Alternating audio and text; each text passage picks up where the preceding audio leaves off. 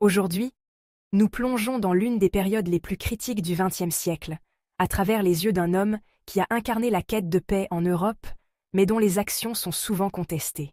Arthur Neville Chamberlain, Premier ministre du Royaume-Uni en 1939, est avec nous pour discuter des accords de Munich, de ses motivations, de ses dilemmes et des conséquences de cet événement historique. Merci de nous rejoindre, Monsieur Chamberlain. Merci à vous, jeune demoiselle. Il est toujours important de revenir sur ces événements pour mieux comprendre les défis que nous avons affrontés et les décisions que nous avons prises. Monsieur Chamberlain, vous êtes surtout connu pour votre rôle dans la signature des accords de Munich. Que ressentiez-vous en tant que Premier ministre lorsque vous avez pris cette décision de céder les Sudètes à Hitler en échange d'une paix temporaire? À ce moment-là, je ressentais un profond sentiment de responsabilité. Le spectre d'une nouvelle guerre hantait l'Europe, et je ne voulais pas être celui qui précipiterait nos peuples dans une autre catastrophe comme celle de 1914-1918. Le souvenir des millions de morts de la Grande Guerre, les familles détruites, les villes en ruine, tout cela pesait lourdement sur moi. J'avais vu de près les souffrances de mon propre pays, et tout en moi criait qu'il fallait tenter de préserver la paix à tout prix. Je voyais les Sudètes comme une concession qui, certes, touchait à l'intégrité de la Tchécoslovaquie, mais qui pouvait nous offrir une chance d'éviter une guerre générale. C'était une question de calcul moral, si vous voulez. Vous parlez de calcul moral. Pour beaucoup, les accords de Munich ont été perçus comme une trahison de la Tchécoslovaquie.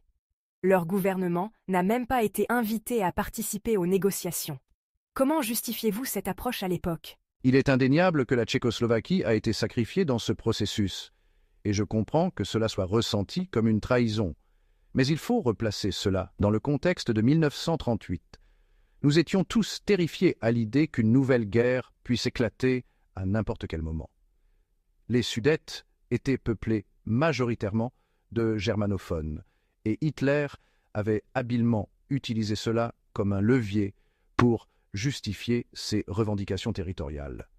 Mon objectif était d'empêcher une invasion brutale et sanglante.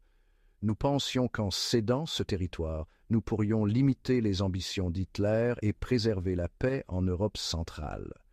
Ce n'était pas une décision que nous avons prise à la légère, mais nous étions sous la pression immédiate d'une guerre potentielle. Cependant, certains ont critiqué cette approche comme étant de l'apaisement, en particulier Winston Churchill, qui a prononcé cette fameuse phrase « Vous aviez le choix entre le déshonneur et la guerre. Vous avez choisi le déshonneur et vous aurez la guerre. » Comment avez-vous réagi à cette critique, et comment voyez-vous cette déclaration avec le recul? Churchill était un homme d'une grande lucidité, et je ne peux pas ignorer la justesse de ses propos aujourd'hui.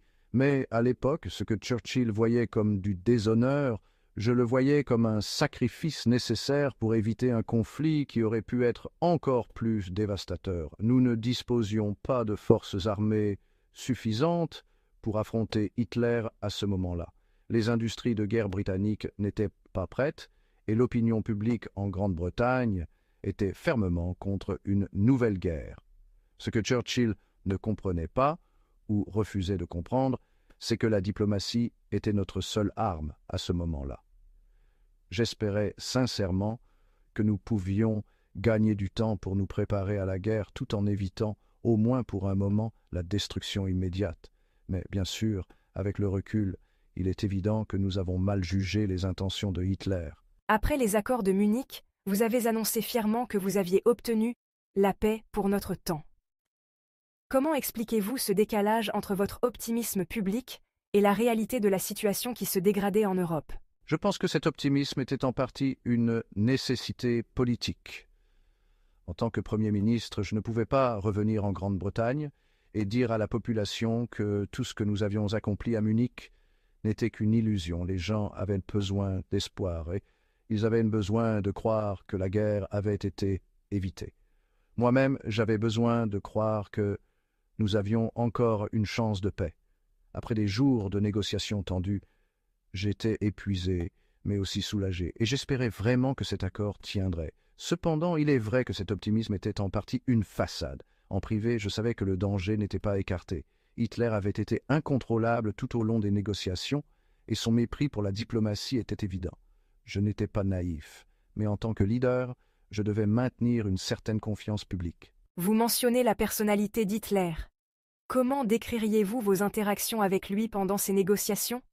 Pensiez-vous à un moment donné qu'il pourrait être raisonnable ou qu'il respecterait les accords? Hitler était un homme difficile à cerner. Lors des négociations, il oscillait entre des accès de colère et des moments de calme glacial.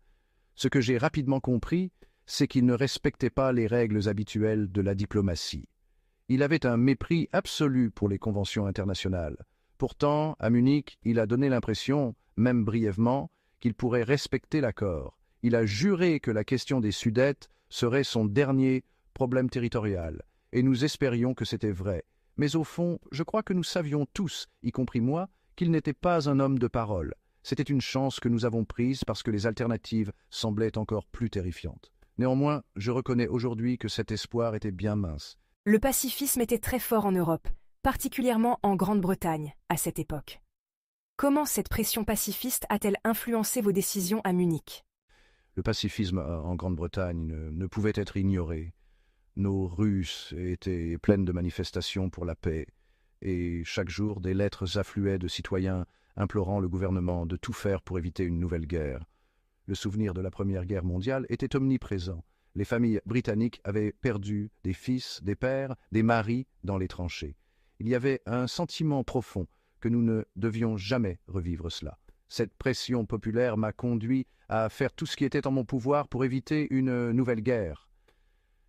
À Munich, je savais que la paix, même temporaire, serait accueillie comme un triomphe en Grande-Bretagne. Le peuple ne voulait pas de guerre, et en tant que Premier ministre, je devais respecter cette volonté. Le public britannique vous a effectivement acclamé à votre retour de Munich. Comment avez-vous ressenti cette réaction à l'époque, surtout en sachant que la situation en Europe restait tendue? Lorsque je suis revenu à Londres, après Munich, la réception que j'ai eue a été à la fois gratifiante et accablante. J'avais passé des jours, voire des semaines, sous une pression intense, et revenir à cette ovation publique m'a donné le sentiment que, peut-être, nous avions fait ce qu'il fallait. Les gens dans les rues criaient « Dieu bénisse, Chamberlain !» et ils brandissaient des pancartes « Merci pour la paix ». À ce moment-là, j'ai ressenti un profond soulagement, un espoir que nous avions pu éviter une catastrophe. Mais en même temps, au fond de moi, je savais que cette paix était fragile. J'ai voulu croire que nous pourrions encore maintenir cette paix, mais les signes étaient déjà là que Hitler n'allait pas respecter les accords. En mars 1939, seulement quelques mois après Munich, Hitler a annexé le reste de la Tchécoslovaquie. Comment avez-vous réagi à cette violation flagrante des accords, et comment cela a-t-il influencé vos perspectives sur les actions futures à prendre? Ce fut un choc, mais pas une surprise totale. Nous avions pris le pari que Hitler tiendrait sa promesse, même si nous savions que c'était un risque. Quand il a violé les accords en annexant la Tchécoslovaquie en mars 1939, cela a été un tournant décisif pour moi et pour le gouvernement britannique. Il n'était plus possible de croire en ses paroles. Cela m'a clairement montré que toute tentative de négociation future avec lui serait vouée à l'échec. À partir de ce moment, j'ai commencé à changer d'approche. Nous avons renforcé nos alliances et commencé à nous préparer activement à une éventuelle confrontation militaire.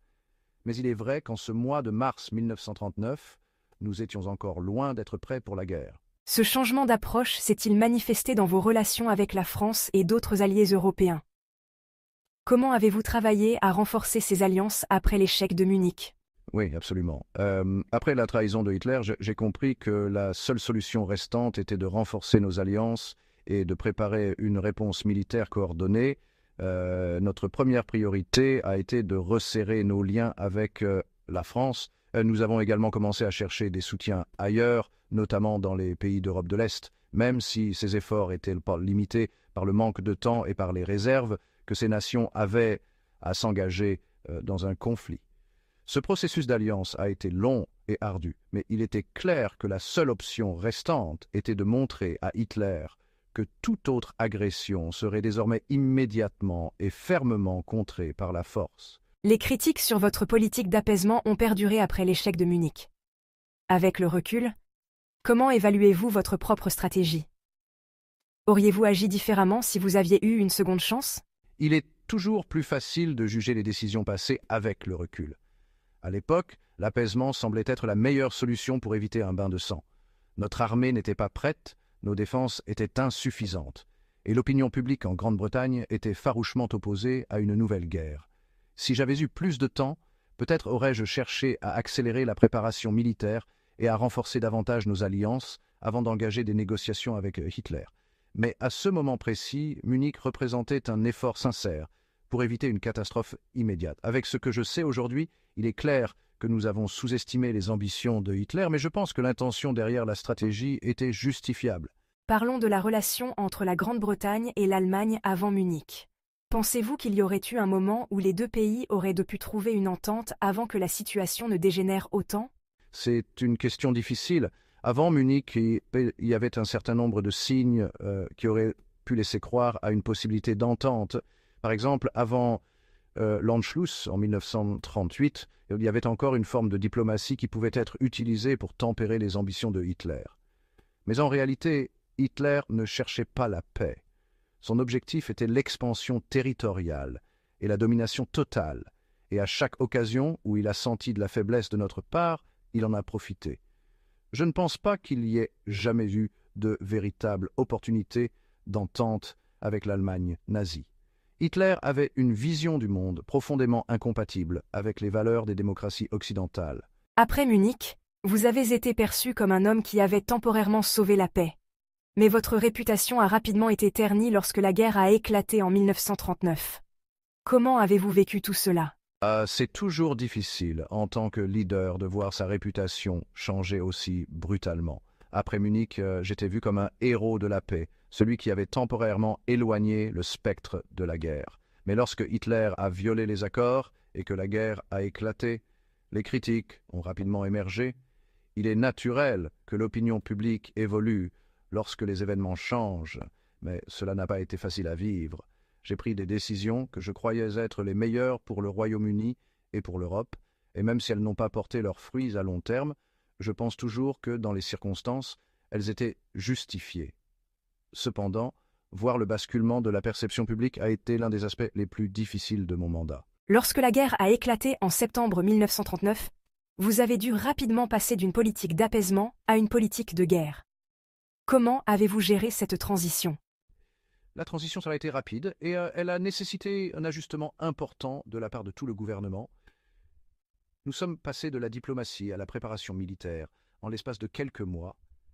Heureusement, même pendant les mois suivant Munich, nous avions commencé à réarmer et à préparer nos forces pour un éventuel conflit, bien que nous n'ayons jamais espéré qu'il deviendrait une réalité si rapidement. Mon objectif était de rassembler le pays autour de cet effort de guerre, de solidifier nos alliances avec la France et de préparer notre peuple à un conflit prolongé. Nous savions que ce ne serait pas une guerre rapide, mais nous devions tout mettre en œuvre pour protéger l'Europe et défendre nos principes. À titre personnel, quel a été le plus grand défi pour vous pendant cette période tumultueuse? Le plus grand défi pour moi a été de vivre avec le poids de ces décisions.